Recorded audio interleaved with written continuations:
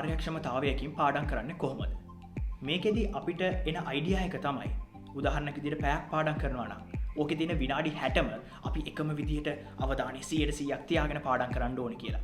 ඒත් එක්කම ඒ පාඩම් කරන කොටස අනිවාර්යයෙන්ම අපිට තේරුම් ගිහිල්ලා ඕනම ප්‍රශ්නයක් ඕනම ගානක් හදන්න පුළුවන් වෙන්න ඕනේ කියලා.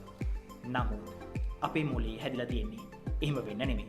අපේ මොලේ හැදිලා තියෙන්නේ අපිට වරදින දේවල් වලින් ඉගෙන ගන්න. මෙතනදී ඔයා පාඩම් කරන කාලය ඵලදායි කියන එක මනින මිනුම පොඩ්ඩක් වෙනස් කරගන්න වෙනවා.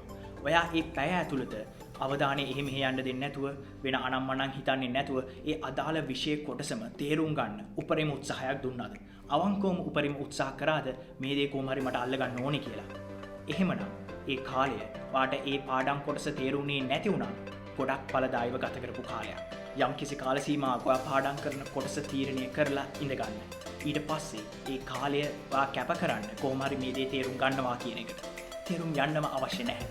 මතක තියාගන්න අපිට වැරදුනොත් විතරයි අපේ මොලේ ඉගෙන ගන්න. කාර්යක්ෂමව පාඩම් කරන්න නම් අනිවාර්යෙන් ඒ වෙන් කරන කාලය දෙන්න ඔයාට පාඩම් කරන්න.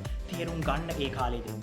ඒ කාලය ඇතුළත ඔයාලට තේරුම් ගන්න බැරි නම් තව කාගෙන් හරි අහන්න ඒ පර්මිෂන් එක ඔයාට දෙන්න. එහෙම නැතුව එකපාර හරියන්න ඕනේ කියන assumption එක මත ඉන්න එපා. කාර්යක්ෂමතාවය කියලා කියන්නේ ඒ වැඩේ ඔක්කොම 100%ක් වුණා කියන එක නෙමෙයි. ඔයා ඒ දේ වෙනුවෙන් මහන්සි වුණා කියන දේ.